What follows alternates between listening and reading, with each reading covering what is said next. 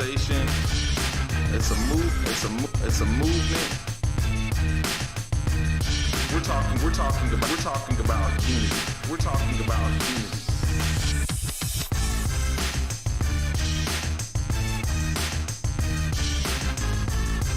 So we're aimed to taking down the system of race by educating, enlightening, informing, and positively debating with those who have counterviews.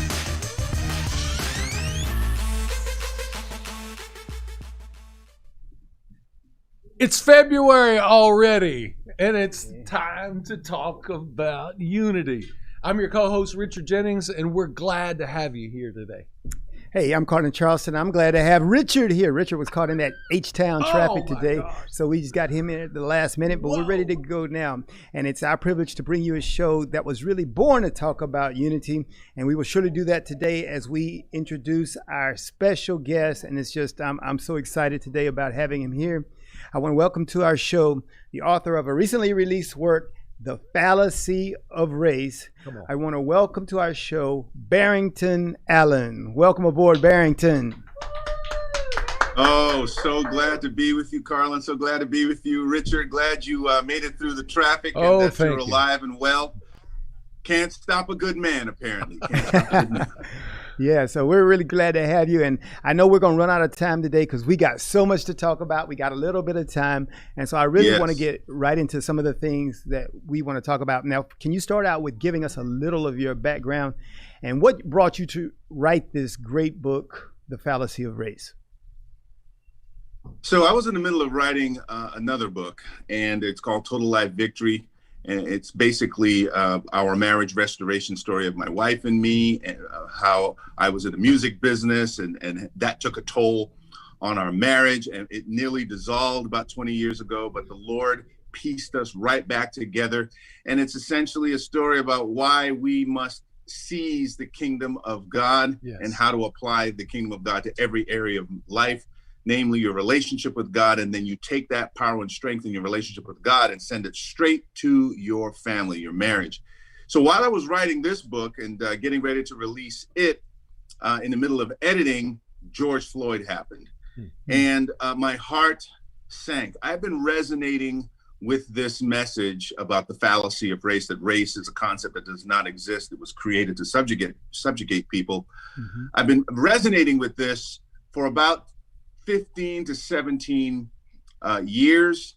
And 17 years ago, I actually made the conscious decision, I am going to eliminate the usage of the word race in that context. That doesn't mean I'm not going to say foot race or race car or let's go see a race. No, I'm talking about specifically using the term race as it applies to humanity. And I jettisoned that usage from my vocabulary, from my lexicon 17 years ago. And then when George Floyd happened and I saw the country explode, I realized that the Lord just pressed my heart. Stop the Total Life Victory book. You need to write a book that I've dropped in your soul for 17 years, and it needs to come out now as a primer. I mean, it's not a big book. I mean, it's a primer. It'll take you about an hour to read. But you'll need to read it twice. I wrote it. What's that? I said, but everybody needs to read to really understand what you're saying there. So it's a good read. It's very good, and people will need to do that. I appreciate that. I appreciate that, Carlen. And the reason why it needed to come out is because I wanted to ask a bigger question. The bigger question is, okay, why did George Floyd wind up in the street with an officer pinning him down with his knee by his neck? How did that man get there? What were the circumstances of his life that got him there? What was his father like? What was his grandfather like? What was his great-grandfather like? What were the circumstances of their life around them, the circumstances that reared them? This country, which I love, by the way, I love America. This country created a system that purposefully segregated people and created these deprived enclaves around the country, whereby a perpetual life upon life generation upon generation of subjugation happened to the point where that creates a George Floyd. Right. It creates an Orlando Castile. It creates a Jacob Blake. Why did these guys wind up that way? Why is it that we have these neighborhoods? And the reason is 400 years old. And that reason is race theory. It has killed us. It is currently choking us. And the sad thing is, Carlen and Richard, the church, which I represent as a minister of the gospel, the church has carried this message for 400 years. And we need to stop, because we will never, ever gain unity trying to solve the devil's problem using the devil's own words. The minute we say race, it's instant division. Instantly. When you say, oh, we want reconciliation, you're defeated. You're done. Because you're using the wrong terms to deal with the problem. You tell me the last time you can solve Satan's problems, the problems he created, using his technique. It's never going to work. We have to bring light to darkness, truth and love to hatred and fear. That's right. Yes. And that's why I wrote the book, Fred. Okay, very good, very good. I heard you that statement. I read that in the book also about, you can't use his language to solve this problem. Einstein made a statement like that, very similar. Einstein made the statement that said, you can't solve a problem with the same mindset that created the problem. And I think that's kind of where you're saying we've got to totally change our minds if we really want to address what you're getting at is this root cause. Yeah, we can all react to this thing that we see, but very few people spend time saying what caused it. Let's get to the root cause and let's eliminate that. So, man, we're just so glad to have you on the program. And I just want to ask about this portion of your title that says the language that divides us. Can you give us a little bit of background what that really means? So yeah, we were starting to get into it. Yeah. Race is a dividing term. It's a term that was created by Francois Bernier in his series of essays written in 1684. Wow. This is how far back this goes. Now, obviously, this is beyond 1619, which is when the first Africans landed on the shores of the United States of America, not called that then, but the colonies. And this term has been ascribed specifically to external appearance, that they came up with a term that actually divides humanity based upon external issues, namely hair texture, eye color, nose size, lip thickness, skin color, the main one. And none of these things actually explains who we are genetically. Right. So when we continue to use language that was created to divide, then that language continually divides us when we're trying to unify. And that's where the breakdown happens. I'm calling people who know God specifically to take up language that he uses to describe humanity. Give you a case in point, Richard. Okay. The Hebrew word for human in the Bible, Hebrew word for human shows up in Genesis, is Adam.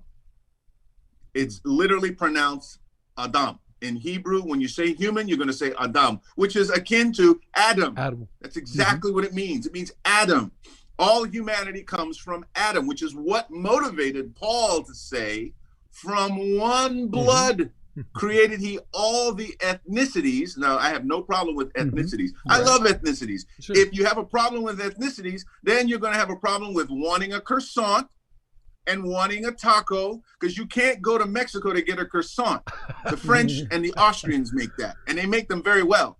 I would question a taco bought in France, because they don't do it that well. That's right. You go to Mexico, you get a good taco. California, Texas, good taco, and that's ethnicity, and that's good. You know what I love? Ethnicity is great. Race is bad. Sorry, I was thinking about the name of Eve. Do you know the name Eve means the mother of all living? We all come from Eve. Absolutely. Yeah. Right.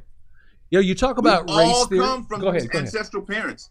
Yeah. We all come from these same ancestral parents. Yes. And here's the problem that Darwin and a counterpart of Darwin, who is lesser known, his name is Agassiz, his last name Agassiz, and he taught at Harvard. Now here's the difference between, and they were contemporaries, but they were also rivals on race theory.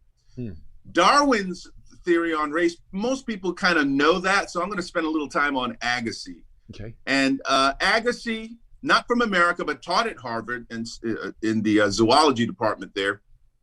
He taught polygyny. And what's polygyny? That every racial classification, and I'm using the term race in their context, not in the biblical sense, because it doesn't exist. Right. But he purported that every race has its own set of ancestral parents.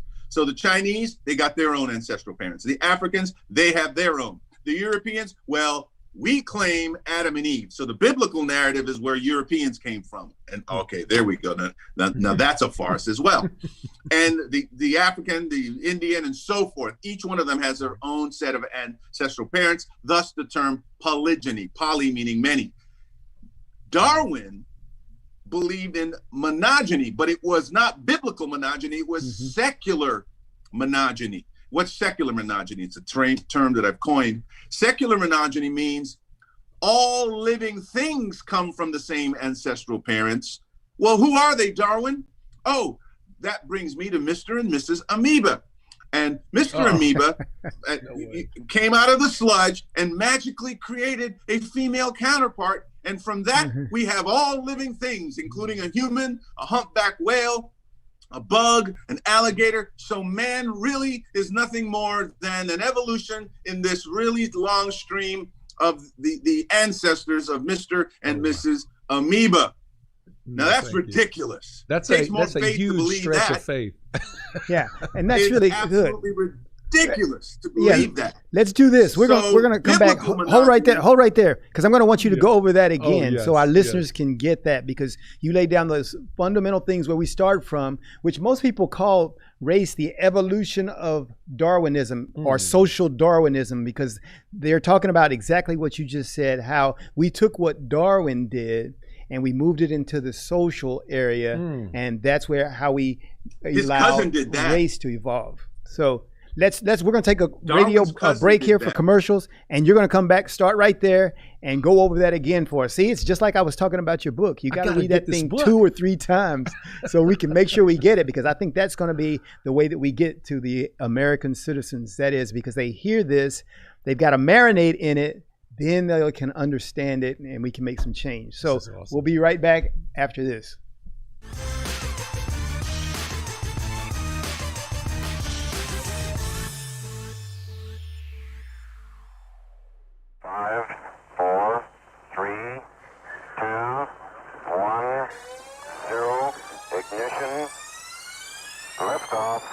Don't push me because I'm close to the edge. I'm trying not to lose my head. Hey, this is the Talk About Unity show where I bring the talk. And I bring the unity. And together we talk about unity. Unity is what matters. Come on. And right now in our country, that's what we've got to do. So we do that here at Talk About Unity on the Edge Radio Network. Be with us every week. It's going to be awesome. It always is. And I tell you what, the more we seek first to understand, then be understood, we make progress. And we like to do that. And that's why everybody's on the brink. We love what we do at Edge Radio, because everybody's on the edge. We bring them back from the edge, and we bring the unity. So we're just glad. Edge Radio Network, every Tuesday morning, 10 a.m. Talk About Unity, because here at Edge Radio Network, truth still matters.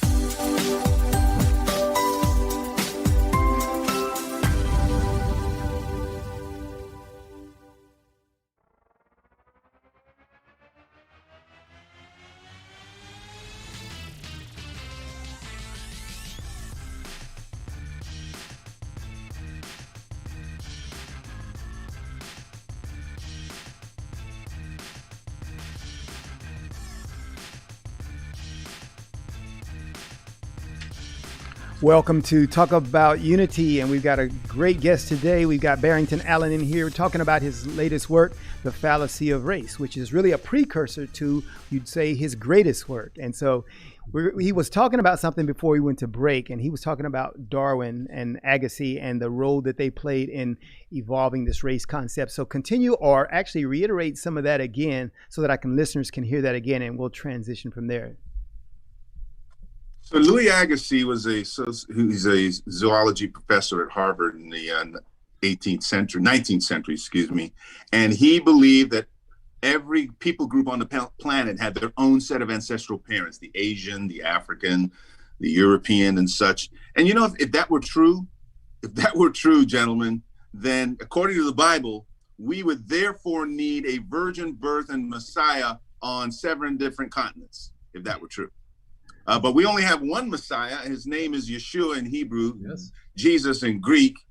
And that individual covers everybody. His one blood covers all of us. Why? Because we all come from the same ancestral parents, Adam and Eve.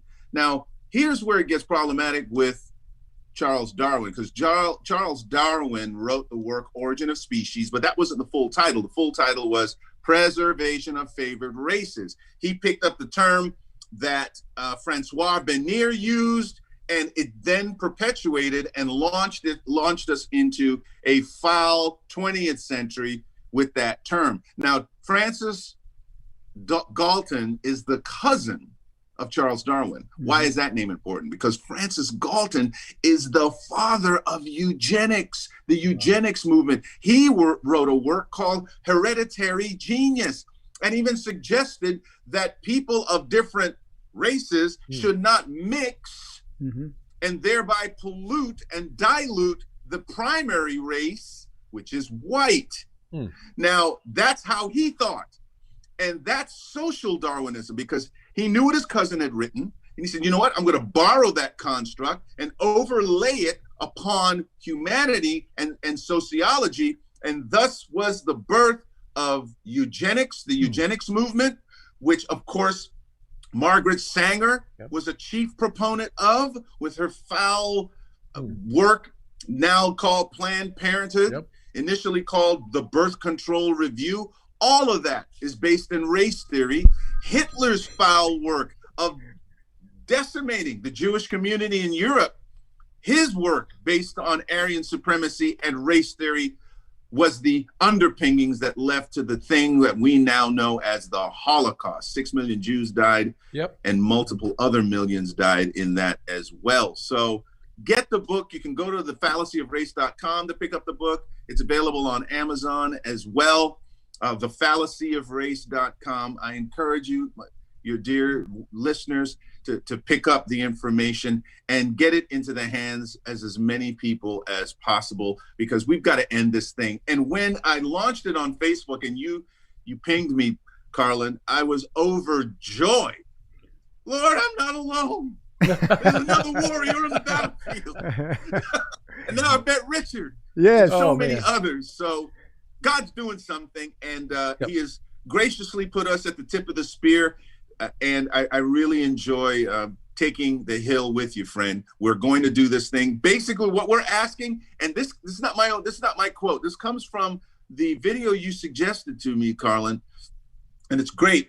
Race, the Power of Illusion, and I've ordered it. It's on its way. And I listened to a clip, and one of the guests said, by trying to tear down race and deconstruct it and actually eliminate it from society, it is the equivalent of telling people the world is not flat, it is round.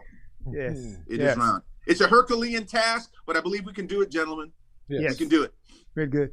Hey, really good points, and there's some, that one of the things that I didn't see in your book that's interesting, I think, for us to talk about, and we won't talk about it at all today because I want to get to some other issues, was the way that the European scientists and the American, I'd call it race scientists, went back and forth, so that by the time we get to Adolf Hitler, he's actually drawing upon the work of some of the American race scientists like Samuel Morton and Josiah Nott, some of these people who had been influenced previously by European scientists, or such as Johann Blumenbach, who did craniology and things like this. So this thing has been going back and forth over continents and creating this mindset that we now have with this idea of race. So yeah, it's just interesting stuff. Very enlightening just to read your work, because like you said, as a primer, it really gets people ready for the things that you're talking about now. Because I tell you what, the stuff you're saying now, when people hear that, it goes in one ear and out the other, because they're like, I have no idea what he's talking about. But after they've had time to really read your primer, like he was saying, you can read that thing in an hour and then you can start thinking about it, and that's what really needs to happen. Oh my goodness, Margaret here's Sanger. here's something that. Go ahead. What's that, Richard? No, I said Margaret Sanger, the creator of Planned Parenthood. That is the greatest serial killer of all time for the African American community. Absolutely. And you know, on the fleshly level, on the human level, the argument is obviously Margaret Sanger wanted to see Negroes, because she coined the phrase the Negro Project, which is basically to go into Black churches and convince Black pastors to have their congregants, namely the women, go to her facilities, which were always built in Black neighborhoods. But the key question is, why do we have Black neighborhoods? Why is that? You go. There you go. Why do we have asking Black the hard questions? Because and the reason is because of hard, fast, hardcore segregation. And in the 20th century, we have the most divisive program, or I should say, lack of access to the program. This lack of access to the GI Bill, when Black soldiers came back from fighting for this country, and some died for the country, but those who came back, they heard of a program called the GI Bill, meaning the government was saying, oh, you soldiers, we're going to give you money for a house and money for education. All right, so let's line up right here. And soldiers started to line up, and Black soldiers started to line up. And then when they got to the counter, the guy said, not you. Oh, my. What do you mean not me? I fought for this country. No, not you. As a matter of fact, we're not going to give you money for the house. We're not going to give you money for education. And if you do want to live somewhere, you're going to have to live over there. And when you live over there, we're hardly going to give you loans over there. And we're hardly going to even recognize you in terms of insurance products over there. So if a realtor is approached by you and you want to live over here where we live, we're going to tell that realtor, you're going to lose your job if you bring them over here. So you turn right and go over across the tracks, and that's where you take them. And that's where they're going to be. Not only that, since you're going to be there generationally, we're going to come up with a system to keep you there. And we're going to bring you free stuff so you have no desire to get out. We're always going to give you free things and pay you to stay there. And oh, by the way, young lady, when you get pregnant, we'll give you a check. If you get married, we'll stop the check. Oh, my God. And when your kid hits 18, we're going to stop the check there too. So you know what to do. So I need to stay pregnant? Yeah. And if you don't want one of those babies, we got this clinic over here. You can go over there and just kind of take care of that baby if you don't want it. So sound Barrington, good? Is this stuff, all these things you're talking about? Going on? And so that was, okay, so we've got the historical aspect of that. How much of that impacts the fact that we still have what you say as Black communities and keeps people and perpetuate systems that keep people in those communities? How much is that the result, or how much is that causing the continued segregation we have in our society? Because surely that was historical, and of course the government's put in some things that they tried to put in some things that would stop that. And you have some people, some churches who are trying to do this work of integration and changing that whole thing. So what is the major obstacle preventing us from getting out of this racial theory, this race theory idea? Language. It's language, Carlen. We need to speak differently. You see, when we use the language of the Bible, of God, then now we have tools to combat thinking. It all begins with words. See, Hitler didn't just, when he became chancellor in 1933 in January, he didn't just show up on the scene and say, okay, let's kill Jews. No, he started suggesting via words. He started to change the language, the mindset. That's where we need to start. This thing that we're dealing with in our country today in 2021 will not be solved instantly. We've got to help people understand and peel the layers back. We go back to the Free Start program that Lyndon B. Johnson started and just giving people stuff. I mean, he's the one who said, all right, we're going to have these N's, using the N word, vote Democrat for 200 years. Yeah. I'm sorry to get political on your program, but that's what the man did, because before that, they were Republicans. Martin Luther King Jr. is a Republican. His father was a Republican, and makes sense because it's the party of Lincoln. And then all of a sudden, the flip happened. The flip happened when the money started showing up from the government saying, here, vote Democrat. If you vote Democrat, this is what you're going to get. It has not worked. It's the party of slavery. It has not worked. And all of that is rooted in race theory, because it's actually an insult to say to someone, you can't help yourself. That's why we have to pay you to stay there. I'm all about giving a man a fish for a day, but coming back and teaching him how to fish. It's the worst thing you can do is perpetually give someone fish. The best thing you can do to respect their dignity is teach them you're intelligent enough to know how to fish. I'll show you how I got the fish. Let's go.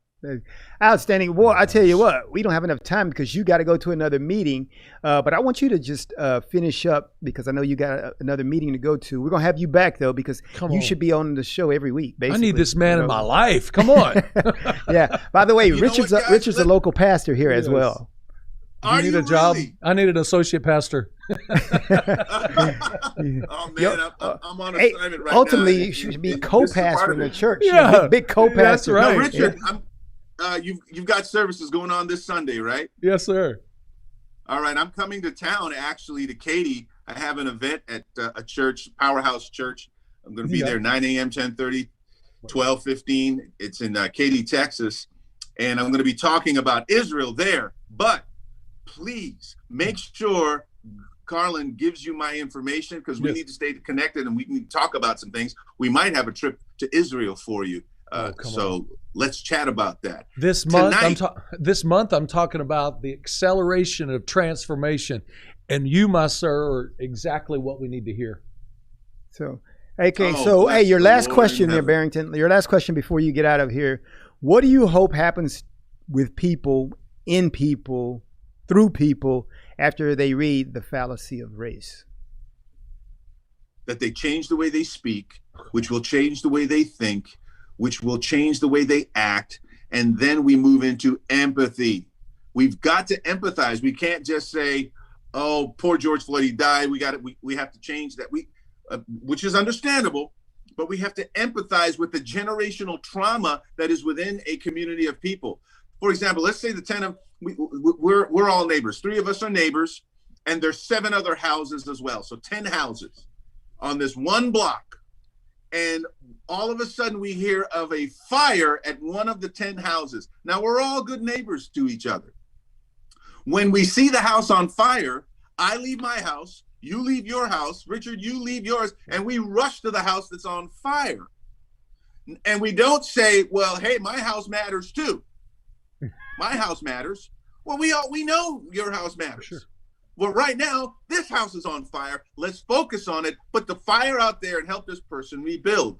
There is a community within the United States of America whose community has been on fire since 1619.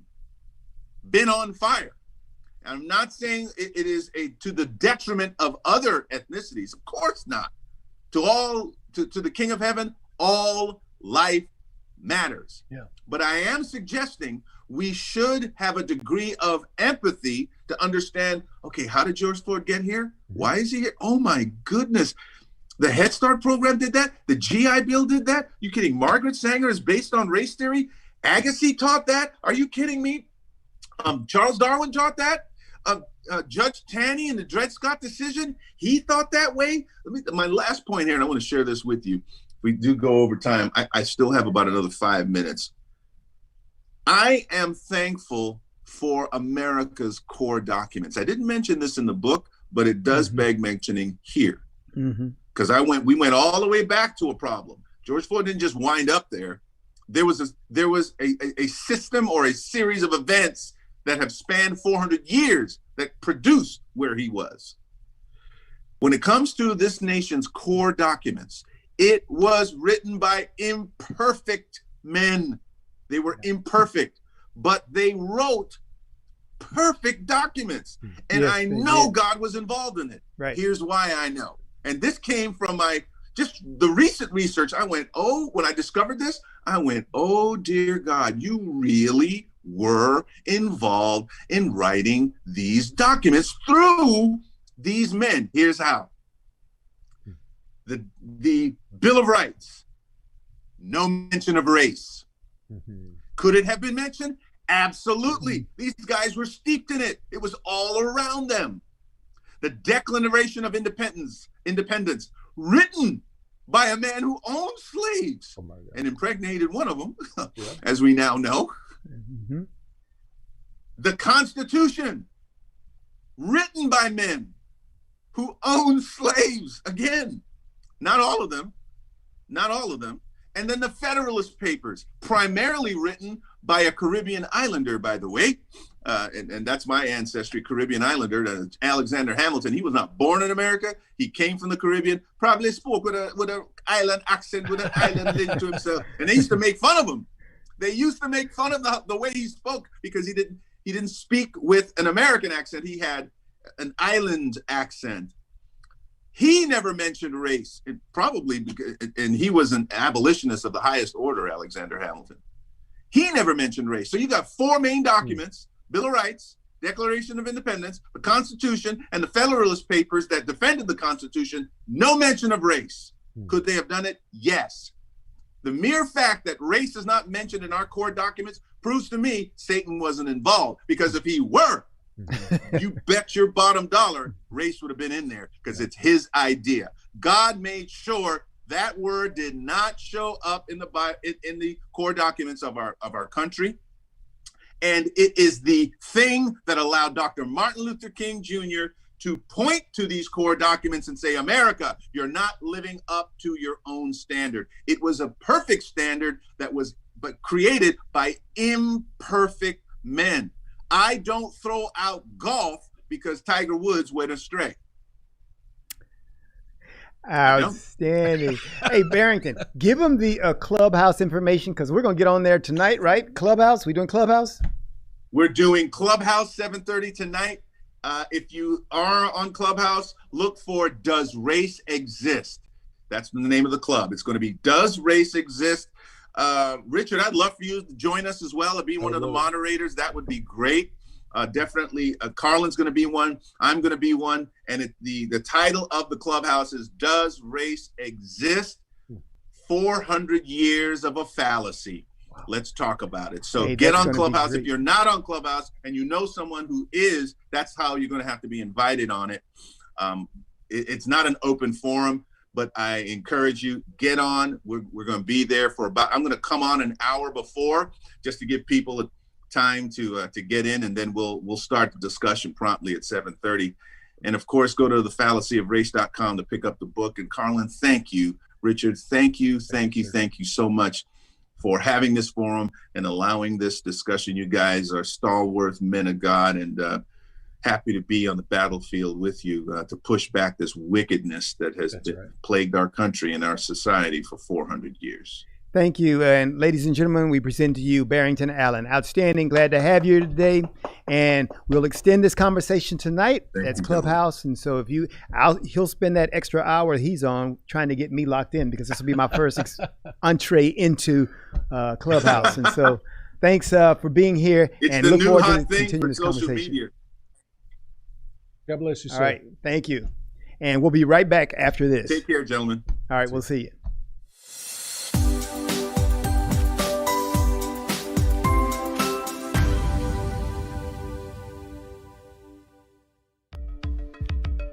Are you a small business owner concerned about the downturn in the economy? Top business leaders like Mattress Mac and Warren Buffett will tell you that now is the time to promote your business more than ever. People need your services. Your business needs an edge. Learn about special advertising packages for small businesses right here on Edge Radio. Find out more, give us a call at 281-744-0446. That's 281-744-0446. Edge, because truth still matters.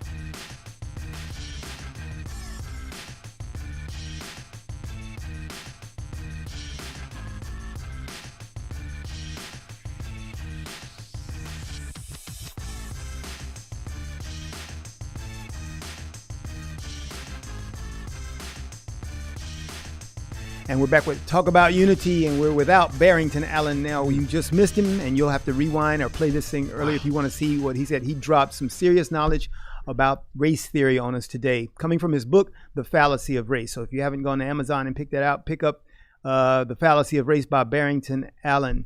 And we want to talk about some of the things that he talked about here. One of the quotes that he had in his book talked about the fact that God creates this diversity, and he celebrated it. But then man looked at that diversity and we segregate it because of it. I mean, that's really deep. And he talked to that extensively about all these things that have been put in place to create this segregated society. How do we get out of this? I mean, because, and we talked about how, what is the key to get us out of this? And that's why we have Talk About Unity, because we believe the answer is unity. But how do we make that practical and every day? What do you think, Richard? I think the word, and this word hit me on the way in this morning, the word solidarity, the reality of solidarity, which means what one does affects all. And I was at an intersection. Traffic was horrible this morning.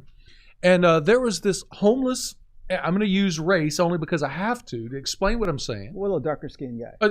Well, no, this guy, a white guy. A lighter skinned guy. He's walking across the street. He's dressed, he's a hot mess, walking across the road, heading over towards Jack in the Box. And then there was a darker skinned guy in the drive-thru of Jack in the Box getting a breakfast sandwich or whatever. And he's just minding his business, nice, clean car. And then all of a sudden, the guy from the light-skinned guy starts walking towards the guy's car at the drive-thru, and he peels off out of there because he doesn't want this guy. He didn't know what this guy wants. So just messing with him or going to ask him for money while he's held hostage in the drive-thru. And he pulls around the corner, and the guy's about to walk over there to his car. And I thought, this is like a flip-flop. It's like if I didn't put labels on who was in the car, by you saying light skin or dark skin, most people would assume that those roles would have been flipped. And as I was looking at this man, my question always is, where's his mom and dad? Regardless of the color of skin, where's his mom and dad? What happened to him as a child? Does he have a family? What in his life? What went on like that? And then that was the thought, what one does affects all. We have to get beyond the color of skin and realize this is humanity. So it sounds like you're saying the same thing that Barrington said earlier. He was talking about the questions that we ask, and are those questions getting to the root cause? And so I think what we're saying is race is superficial. It is. It's so superficial. And it not only is just superficial in the fact that we use it, but it's superficial in the sense that it prevents us from getting to the root cause, from asking the real questions that would determine how we relate to each other, And I think that's so important, because he made the point too about language. How does language factor into this? Because I talk so much about how dialogue and how we don't hear each other. And I think that's a lot of what's happening in our country now, is that we simply don't hear each other. I say something and immediately that label gets stuck on me. He's conservative, he's a liberal, he's a Republican, he's a Democrat, he's black or he's white. That label gets stuck, and it prevents us from any further dialogue, any meaningful dialogue. And I think that's kind of where we got to go. We got to begin hearing each other, talking with each other, because dialogue is two-way. I think there's some terms, some new terms that have come out in this last 5 years, maybe a little bit longer than that. Because I heard this term for the very first time at Sandra Bland's funeral. Your brother was with me there, and she used the term white privilege. I'd never heard that term before, and then I was asking, well, what does that even mean? And there was like a chuckle. I think we need to get rid of white privilege, and we just need to grab a hold of the term privilege. There's a lot of people that live a privileged, sheltered, protected environment. And well, if you did that though, you would be getting rid of, as Barrington says, race theory. And you could do, and see, people are scared that if you do that, then it won't cater specifically to them, because we don't see them then as human beings, and so they can't fit in this larger group. But I think what you're saying is correct, is that when we care about people, then we can use terms as they're defined without fitting them into race theory. And that's a thing. So race theory keeps us, and we don't understand how race theory keeps us from really seeing people as human, and which is what we need. Well, I just want to say, and running late and trying to get things done. There's a lady. I had to do something this morning. She cuts in front of me, and I was obviously headed to the checkout counter, and I thought there are Karens. There are Karens in every race, creed, color on the planet. People label the Karen as the semi-affluent white lady, right? No, another label, no label, right? The Karens are every shade of the I know spectrum. some very nice Karens. I want to tell you, I know some nice Karens, and those Karens do not fit in one particular skin tone. I know some lovely Karens. I got a sister-in-law Karen. Just I know some friends right? Karen. Oh, one of my best friends, Karen's going to say, "I'm glad you stood up for me," there you go. because Karen is very nice. I know a nice Karen. So very good. All right, and so let's talk. All right, any want to talk about Barrington? Also, let me push that again. Clubhouse tonight. I haven't been on Clubhouse. Clubhouse tonight. We're going to open up, and we're going to just talk about this because I think, man, and we probably could be on there for hours, but of course, people have to go to bed. But we're going to really open up and really talk about some of these things because I think it's so important that people understand some of the basic premises behind race ideology. Yep. And I think most Americans don't understand because we grow up in it. It's kind of like the fish who grows up in the ocean. They don't know that they're in water. Right. They just really don't know. We don't know in America that we're swimming in race culture. We're swimming in race ideology, and we really don't belong in it, and we got to get out of it. So we're going to be on Clubhouse tonight. What was the name of the place? He said it's he's at Powerhouse. Race. What race does not exist or something? I think that's. I can't remember. So you look us up. I don't know if you can look him up by name, Barrington Allen. But he's going to have a room open where we can start talking about this, and you can listen and find out more about this. Okay. So if we don't have anything else to talk about there, we can go to some of these other issues. You got anything else you want to talk about? Well, the thing is, when he mentioned George Floyd, that is constantly a hot button for me because immediately they're running to the white officers, and not all of them were, but I mean the white officer and then the dark-skinned man, George Floyd, who was being oppressed, and obviously the police were not trained correctly.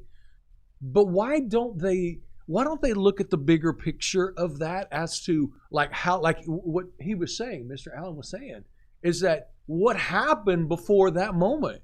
Do you know George Floyd did he get there? He had more fentanyl in his system than that would have been more than enough to kill an elephant. But they didn't spot the medical need, the medical emergency that was occurring. It was just another person that was being yanked that committed the same type of crime and just make those assumptions. Right. And so people would say, well, yeah. So once again, race gets in the way.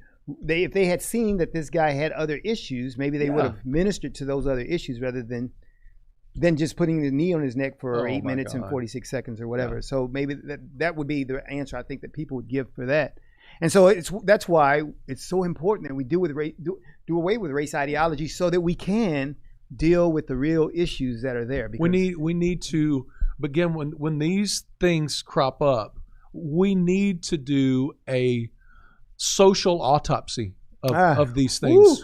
We got to remember that. That's a good one. Social autopsy. Like how, social autopsies. When, where, who was involved, who did not have some breaks, some speed bumps to keep these things from happening again. Let's do social autopsies. Hey, we're going to take a commercial break, our last break before we come back. We're going to change channels here, and we're going to talk about some of the things that are happening out in our culture right now. And before we go to break, everybody got to check out my shirt today. Yep. Okay, let me stand up so you can see my shirt. Come on. All right. In honor of the getting rid of race theory, not black, not white, not yellow, red, or brown. Yeah. Human. All right, that's my pitch. We're going to go to commercial break, and we'll be back as we change channels here on Talk About Unity.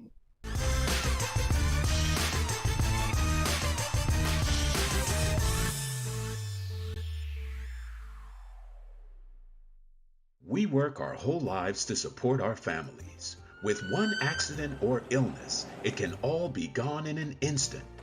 Now there's a smart, affordable way to protect your family. Go to findhealthbenefits.com and discover low-cost life insurance for as little as $2 per month. Add to that a tax-deferred annuity that can help you protect your assets and grow your money for retirement. Learn more. Go to findhealthbenefits.com. or call 877-235-6094. A critical illness can strike without warning and wipe out your life savings. In fact, it's the #1 reason for bankruptcy. Find Health Benefits offers an affordable solution. Get up to $50,000 if you get cancer, stroke, or a heart attack, giving you the peace of mind to focus on getting better while the plan helps you to pay your bills and medical expenses. Learn more. Go to findhealthbenefits.com or call 877-235-6094.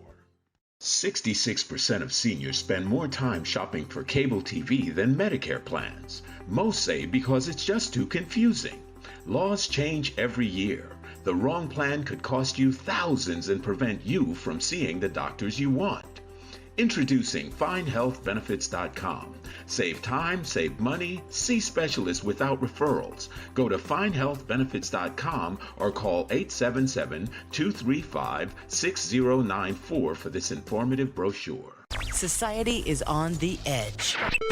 Let's bring them back. Edge Radio, because truth still matters.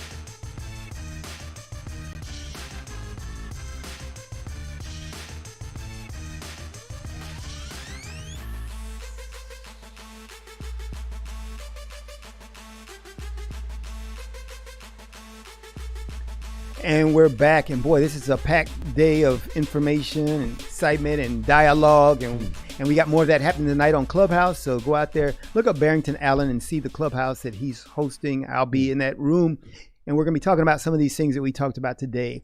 Race theory and race ideology, what that means, and what we got to do about it in this country to make some changes. Now we're going to switch channels. Let's talk about some of this stuff that's happening. Okay. Yeah, I tell you what, I've got a certain view, and we'll talk about that shortly, about what's going on with our former president, Donald Trump, and impeachment. Okay, so as you know, he had a little debacle here with his lawyers. His whole lawyer team quit on him. He didn't need them. Yeah. Well, evidently. Yeah. What's he going to defend himself? Of course, he got some more lawyers. But what do you think about the fact that, let's go back all the way back to when we talk about this particular issue.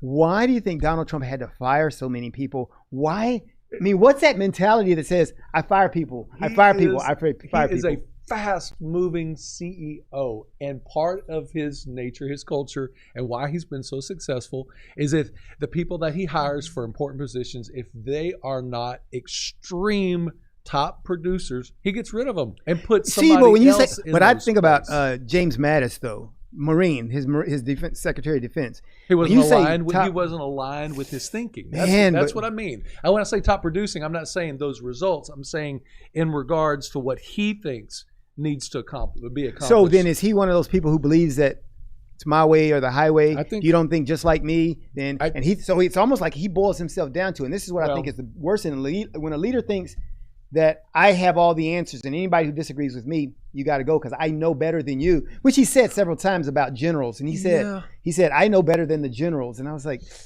I think part of it, there's probably a large part of that's how he thinks, but he also surrounded himself with a cloud of people, a cloud, whatever you want to call it, of people that had extreme moral fortitude. I mean, it was from every cultural background. Yeah, but you mean the ones he fired? No. Did they stay? Like 100. Yeah, they're still with him. There's like 100 pastors. I'm friends with many of them. I'm talking about his cabinet. His cabinet. Yeah. I mean, some of them stayed. He didn't fire anybody on his prayer team, huh? No, he didn't fire them. I mean, if he did, I didn't hear about it. No, but so he had people in his ear speaking to him, loving him. But I just think, I don't know why I wasn't invited. Probably because I would have said, come on. We stopped calling people names in elementary school. We don't need to do all that. But the bottom line is, he is not in office anymore. So what do you think is going to happen? Impeachment? Okay, so the reason why he doesn't need lawyers, and I said that, it's not because he's going to defend himself. Mm-hmm. It's because they don't have the numbers in the Senate to impeach him. So why pay this money for lawyers when it's not going to go anywhere anyway? You're not going to get the numbers enough to where they're going to impeach him. You can't, and the whole conversation is, you can't impeach. Do you think it was impeachable? Do you think what they're charging him with was in fact solid and verified, something they should be charging with?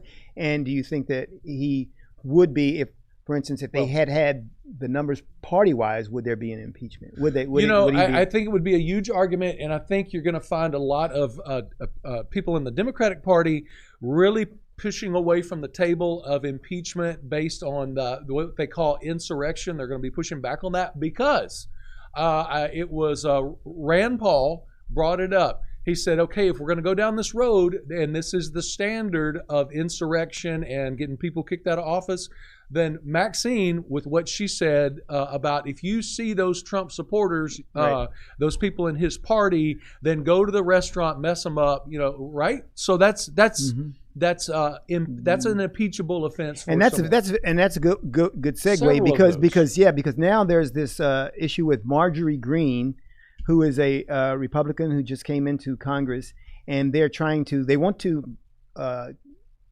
expel her from there, but then they realized they couldn't do that because they don't have the numbers, and so they said politically we can only do censure. So they're trying to censure her and remove her from some committees because of things she said before she was in office. Right. And so that's interesting, because when you bring that up, here's my issue is that you've got people saying bad things really on both sides. It sounds like Donald Trump, on both sides, you got people saying bad things.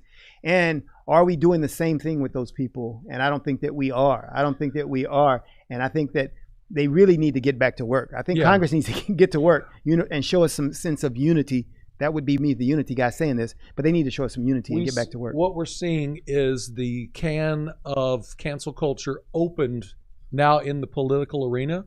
Like all of a sudden we're going to start, you said this 10 years ago, or we saw this picture. Yeah, but they're not doing it with Maxine Waters. They're not doing it with other people. But if they go down this road of impeaching Donald Trump after he's out of office, and when they don't have the numbers, but if they did have the numbers, then you're going to have people in the House and the Senate really pushing the cancel culture from their perspective of getting people that said or did things, even while in office, that they have on tape. They're going to try to get them out. And I think the people that did that, all of a sudden you're going to see they won't have the numbers anymore. They're going to back away from the table because they know what they did was wrong. What the Republican Party said, well, we're above that, we're not going to do that. But if they do this to Trump and other Republicans, well, then the Democrats are going to have tough payback. They'll have their day eventually. Yeah, I just don't. We need to get away from that and get to the people's business. Yeah, really do. And so hopefully we'll get there. Time has passed by quickly here on Talk About Unity, so we're going to close out the show. But before we do, then I've got to have Richard's pick for the Super Bowl coming up this week. I am going with the GOAT. We got Tampa Bay and the Chiefs. The greatest of all time, Tom Brady with Tampa Bay. I just really like him. Although I like the up and coming Billy Goat. He can't beat Mahomes. You just can't beat Mahomes. Patrick is amazing. The only thing, what he needs? He needs to get behind in the game so we can show his greatness. He needs Gronk on his team. He just needs to get. He's got Kelsey. You're not kidding. My goodness, he got Kelsey, Tyreek Hill. That's the Flash, bro. I just think too. Hey, so I mean, who would bet? I understand people talking about Brady. But betting against Patrick Mahomes, 10 Super Bowls. It's just 10. I think you got the two best teams, two best quarterbacks. Yes, by far. And so it's going to be. I saw a meme and it had a big goat and a small goat, and it said, "Here's our Super Bowl." One coming up. The changing of the guard. Changing of the guard. So that's good. Yep. Hey, all right. Well, we thank you all for tuning in and talk about unity today. And Vince, our producer, he's telling us, hey, we're over time, so we got to get going out here. Hey, remember, join us again tonight at Clubhouse, and join us again next week here on Talk About Unity. Rich and I will be here, and Rich will be on time next week. Oh, I sure will. We'll see you. We're out.